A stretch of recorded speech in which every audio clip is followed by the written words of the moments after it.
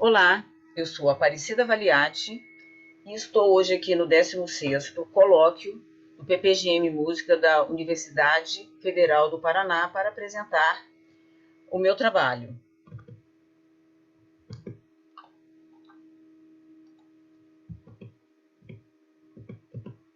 Bom, o objetivo desse trabalho é apresentar o andamento dos capítulos já redigidos, mas ainda não revisados, da tese de doutoramento intitulada Método de Piano para o curso primário de Frederico Malho, aspectos históricos e metodológicos da técnica pianística.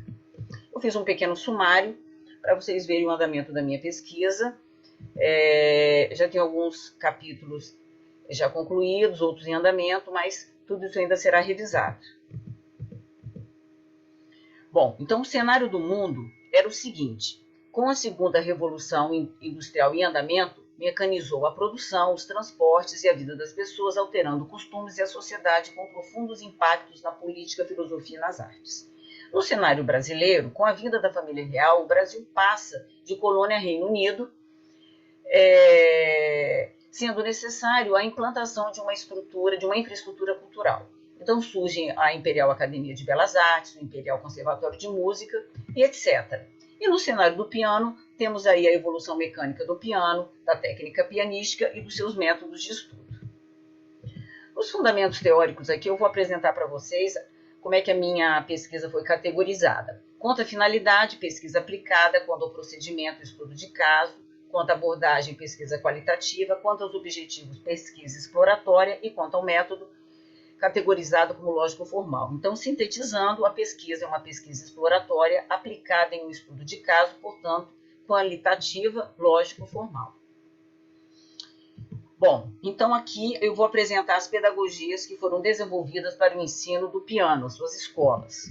Então, com as inovações no desenvolvimento do piano e a expansão do sistema tonal, a gente teve o quê? Isso vai propiciar o quê? O desenvolvimento de uma linguagem idiomática, num processo de complexidade cada vez maior, o deslocamento da técnica, no sentido de preparação muscular, de sua posição secundária para o foco das práticas, e práticas que, embora originárias do cravo, começam nas últimas décadas do século XIX a ser pouco a pouco modificadas a partir de pesquisas nas áreas da filosofia e da mecânica, da fisiologia e da mecânica.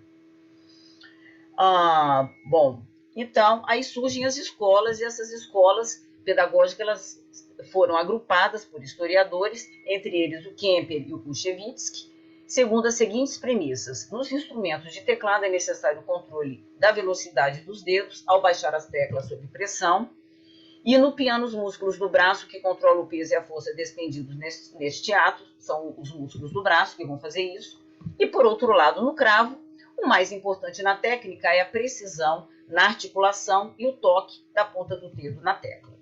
Então, essas premissas contextualizaram o desenvolvimento das três escolas pedagógicas do século XIX e início do século XX: a escola dos dedos, a escola anatômico-fisiológica e a escola psicomotora. Na escola dos dedos, ela tem três princípios norteadores. O primeiro é o uso exclusivo dos dedos, o segundo, a formação técnica, e terceiro, o professor é autoridade absoluta na matéria. E aí, em 1885, surge a escola anatômico-fisiológica, baseada no estudo dos ossos e dos músculos, que compõem o chamado aparelho pianístico. Bom, então aqui a minha pesquisa eu vou fazer um corte no século XIX, porque o método de Malho ele foi escrito em 1895.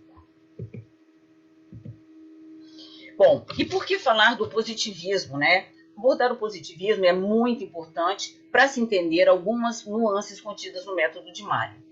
Então, o positivismo ele é uma doutrina filosófica derivada do iluminismo, torna-se uma escola filosófica com Augusto Comte, que foi influenciado por Carnot, Laplace e Lagrange. Bom, a ciência positivista ela vai utilizar os métodos de observação usados na física, aplicando-se aos fenômenos históricos e sociais. E aí criou-se a física social, que é a precursora da sociologia. Bom, aqui no Brasil, o positivismo ele chega em 1876 com a fundação da Sociedade Positivista do Brasil, formado pelos personagens Miguel Lemos, Raimundo Mendes e Benjamin Constant. Então, eles, junto com outros, atuavam como professores para disseminar os princípios positivistas em escolas tais como a Politécnica, Colégio Pedro II, Colégio Militar e assim por diante. Bom, então, sintetizando, a praxis no ambiente intelectual e filosófico no qual foi elaborado o método de piano de Frederico Malho encontrava-se carregada pelas ideias e pelos elementos do positivismo. Então, o método ele foi classificado em 1906 como intuitivo, que é um conceito positivista, significando que a metodologia do método do ensino deveria pressupor a progressividade das dificuldades prático-teóricas do conhecimento. Bom, então aqui nessa terceira parte, eu vou falar dos materiais que eu utilizei para a minha pesquisa. Então, material bibliográfico, o método, que é o objeto da pesquisa, os periódicos, entrevistas com familiares.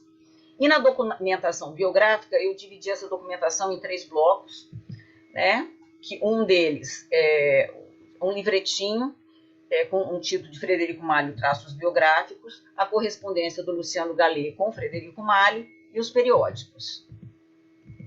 E o contexto, que também eu vou fazer uma abordagem do contexto na tese, eu vou falar sobre os contextos sociopolíticos e culturais das cidades do Rio de Janeiro e de Barbacena, onde o Frederico Malho viveu, teve ligações políticas, ligações sociais, onde ele trabalhou, onde ele foi performer, e assim por diante.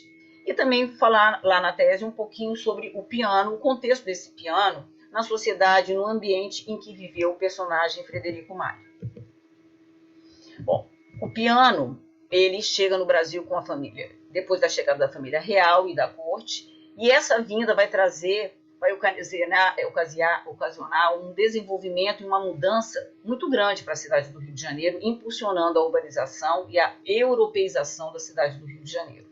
Então, a partir de 1850, o piano assumiu um papel decisivo na vida musical do Rio de Janeiro, e aí vários artistas do mundo passam a visitar essa cidade, influenciando os artistas, os compositores e os músicos que viviam na cidade do Rio de Janeiro, entre eles o Thalberg e Gottschalk.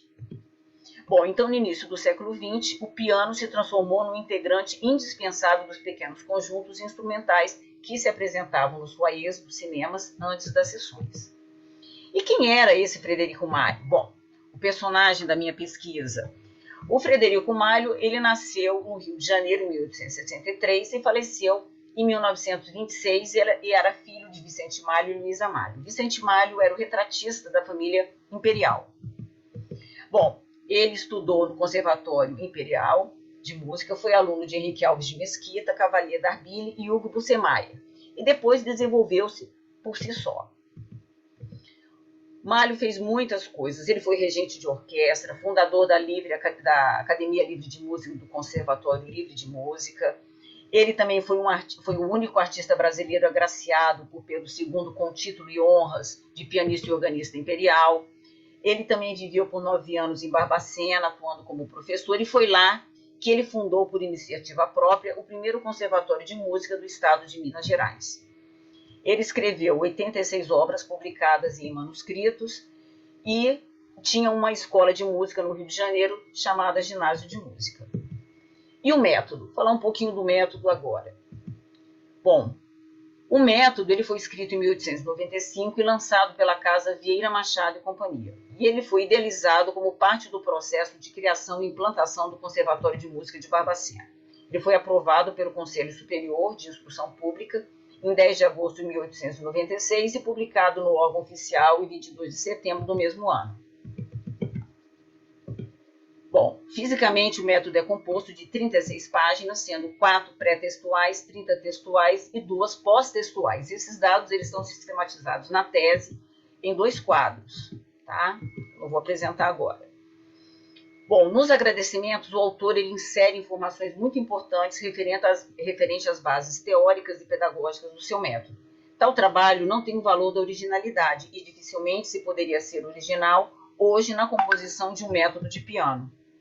Informa que, após estudar os métodos existentes, optou por se inspirar em Anon como o que melhor podia prestar-se para o fim desejado. E aí ele faz um juízo de valor da própria obra. Ele fala que, socorrendo-me do trabalho do grande mestre Anon que tive a felicidade de arranjar este, o qual ouso julgar o melhor e mais rápido método de piano, pelo abandono que fiz de inúmeros exercícios preliminares que julgo supérfluo dar-se, e pelo acréscimo que julguei indispensável fazer de tantos outros mais úteis para o perfeito mecanismo daqueles que se animam e se dedicam ao dificílimo estudo do pianoforte. Frederico Malho, 1895. Bom, o método está dividido em duas partes. A primeira parte, clave de Fá, clave de Sol, com exercícios progressivos, seguido pela clave de Fá, igualmente com exercícios progressivos. Na sequência, apresenta as duas claves de Sol e de Fá, de maneira simultânea, também com exercícios progressivos e variados. A primeira parte do método foi dedicada às diferentes habilidades necessárias na aprendizagem do instrumento, e eu listei algumas aqui. A identificação de notas, das notas na linha e no espaço da clave de Sol e de Fá, figuras rítmicas e pausas, leitura rítmica, dedilhado, memorização da topografia no teclado, forma da mão, agilidade e destreza, fortalecimento muscular e independência dos dedos e distâncias intervalares.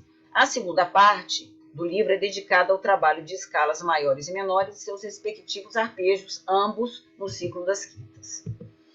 Então, agora eu vou apresentar para vocês a primeira e a última lição do método para que vocês tenham ideia de como é que é esse método. Então, aqui na primeira lição, ele aborda as notas da linha na clave de Sol, utilizando a semibreve para grafar as notas, sem indicação de fórmula de compasso. Então, cada semibreve corresponde a um tempo. As notas na linha são apresentadas na pauta em ordem ascendente, para depois apresentar uma sequência aleatória de notas na linha. Então, o autor indica que seja realizada a leitura em voz alta, simultaneamente ao tocar no piano. E ainda continuando na primeira lição, nos exercícios da primeira lição, a mão direita e a mão esquerda tocam a mesma nota na clave de Sol, entretanto, a mão direita toca a oitava acima. E o primeiro exercício está na posição de Sol, seguido pelos exercícios nas posições de Mi e de Si. E em todas as posições, o autor ele inicia o exercício com as notas da tríade da posição que será trabalhada com repetição indicada por ritornelo. Então, os exercícios na posição de Mi e de Si recebem a mesma sequência de intervalos escritos na posição de Sol. E o autor ainda faz o uso do ritornelo e enfatiza a necessidade de mais repetições e escreve: repita 4 vezes ao final de cada exercício. E no final, ao final da primeira lição, ele apresenta as orientações dele. E ele diz o seguinte, ele recomenda o seguinte: o professor fará o discípulo tocar sempre com a maior articulação possível dos dedos, evitando a pressa e exigindo forma igual em cada um dos dedos, assim como fará uma análise completa de toda a lição, chamando a atenção do aluno para todos os sinais nela empregados. E aqui a sétima lição, que já começa, apresenta no topo da página um modelo de progressão que será utilizado no decorrer de toda a lição. Então, eu vou correr aqui rapidinho para vocês enxergarem aqui como é que é essa lição. Essa lição, ela muito se assemelha aos estudos de Anon, que emprega um modelo melódico e ritmo e o transpõe em diversas posições de forma ascendente e descendente, explorando grande extensão do teclado do piano. Então, do compasso 1 ao 15, o autor ele realiza as transposições de forma ascendente. E a partir do compasso 17 até o 30, o autor faz o caminho contrário, ou seja, transposições em sentido descendente até chegar ao compasso 31, repousando ambas as mãos na nota que deu início à lição, a nota dó. Obrigada.